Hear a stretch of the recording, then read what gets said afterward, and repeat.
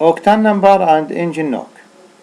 لاحظ fuel property، إذن هذه الخاصية مالت الوقود هي اللي راح تسوي لي that describe، اللي راح توصف إنه هذا الوقود how well a fuel will not self ignite.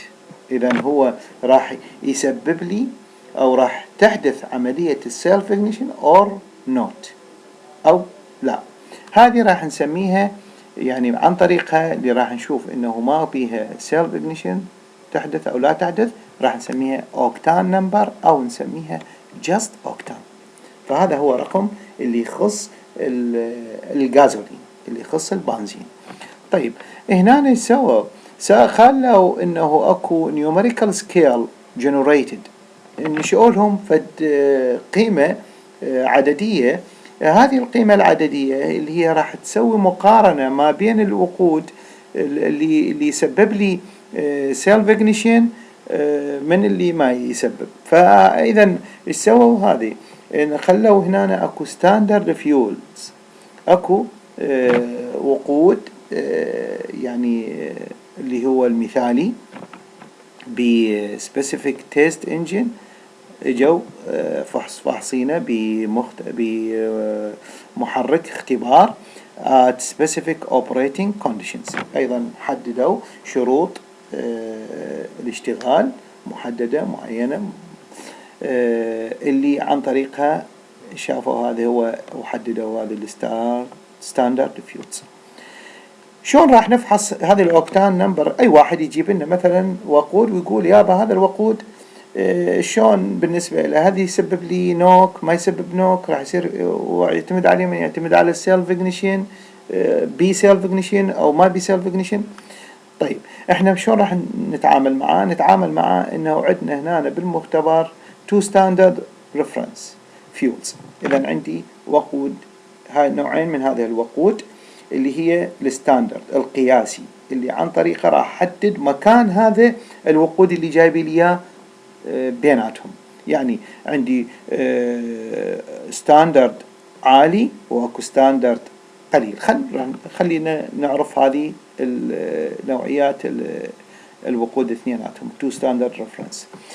مستخدمين الايزوكتان. لاحظ هذا الايزوكتان 224 يسمونه تريمي اثيلي بن 10. هذا ايش راح ينطيني؟ ينطيني اوكتان نمبر او ان، الاو للاوكتان والان للنمبر، ينطيني اوكتان نمبر 100.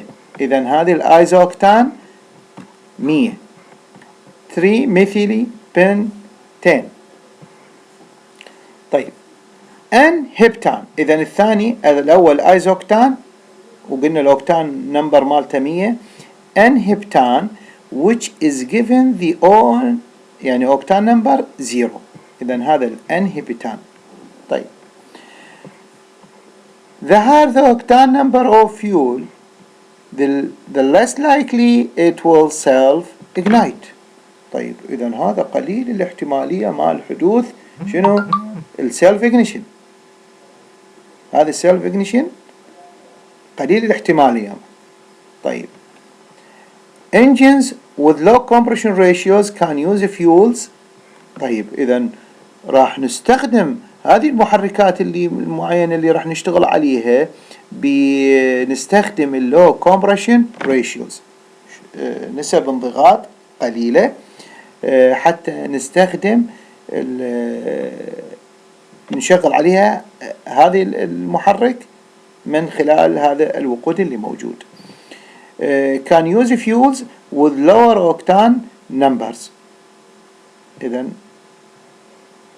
نقدر نستخدم وياها الوقود اللي هو lower octane number.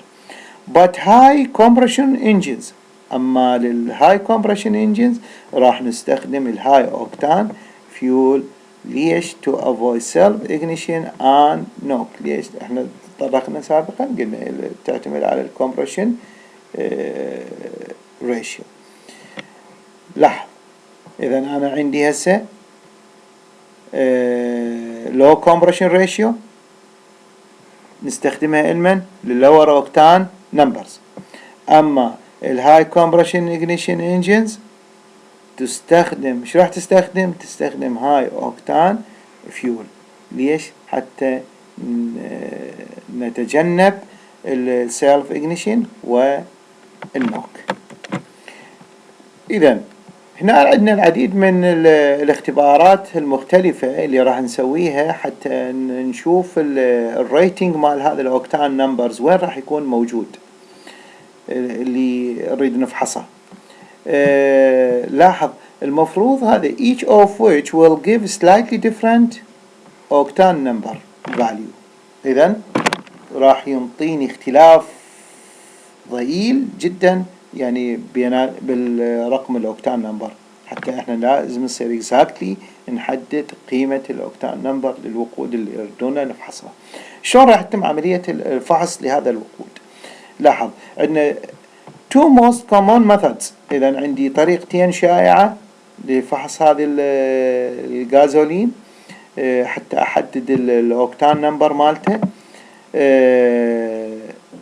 الطريقة الأولى هي موتور ميثود، الطريقة الثانية الريسيرش ميثود. إذا الموتور ميثود راح نسميها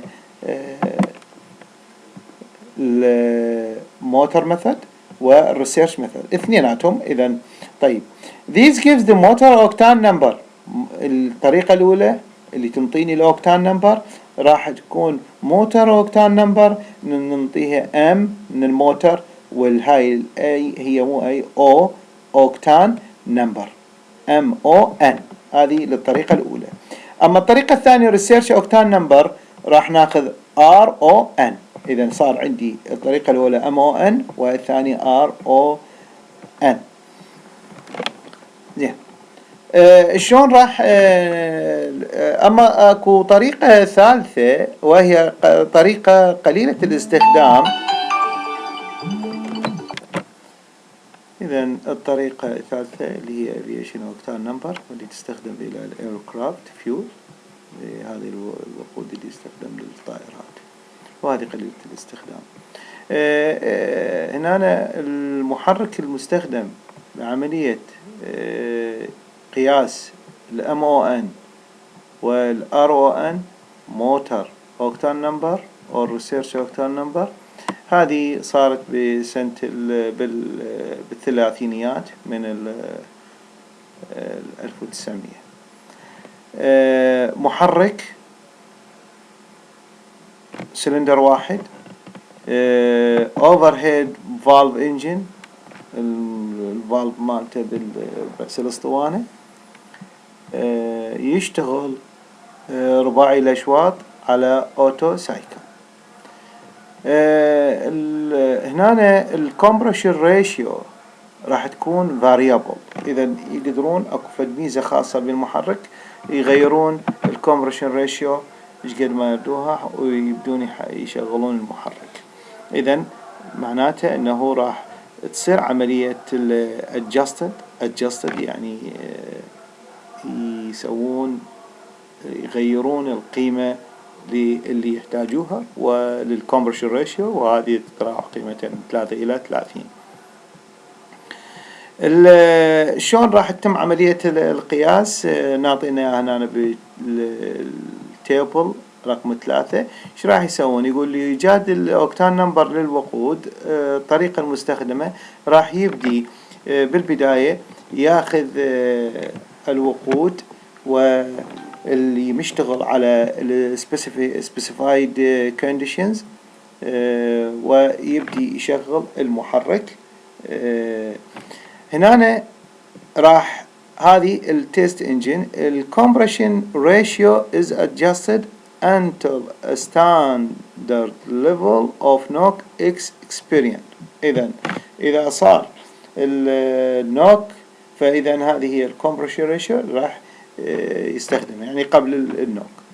ايش راح يسوي؟ شلون هسه احنا نجيب هذا الفيول اللي نريد نفحصه، نبدل الوقود اللي الستاندرد اللي عن طريقة ما نوصل إلى النوك، بدلناه بالوقود اللي نريد نفحصه with a mixture of the two standard fuels. طيب هاي شنو؟ نجيب الوقود مالتنا. زين ونبدي نمزج التو ستاندرد فيول اللي هو الأوكتان نمبر عالي كان 100% والزيرو. The intake system of the engine، يعني احنا ورا ما شفنا المحرك وين يصير عنده النوك بدلناه، جبنا الوقود خليط من الأوكتان نمبر 100 والأوكتان نمبر 0. شو يسوون هذه الخليط؟ يبدي يخلط مثلا نسبة عالية من الأوكتان نمبر العالي ونسبة قليلة من الأوكتان نمبر القليل، ويبدي يشغل المحرك إلى أن the intake system of the engine is designed such that the blend of the two standard fuels can be varied at any present for from all isooctane or، يعني هذا اللي كان 100% وهذا اللي هو صفر الأوكتان نمبر. The blend of fuels، إذا هذه عملية الخلط مالت الفيول is varied until the same knock characteristics are observed as with the test fuel. زين، احنا هذه شو نسوي؟ الفيول ابو 100 وفيول ابو 0 اوكتان نمبر ناخذ اعلى قيمة قلنا ونبدي نمزج بيناتهم ونشغل المحرك الى ان توصل، نغير بهذه النسب الى ان نوصل الى نفس النوك اللي انطانا اياها المحرك اللي موجود. same knock characteristic are observed اللي صارت مع الوقود اللي يريد نفحصها. إذا هذا هو the present of isooctane in the fuel blend.